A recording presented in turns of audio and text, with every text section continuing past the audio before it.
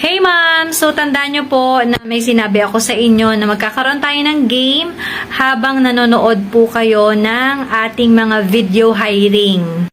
May sa mga videos po natin ng hiring, so maglalagay po ako dyan ng mga jumbled letters about work from home po. So kayo na lang po ang bubuo mga mi, paunahan na lang po yan.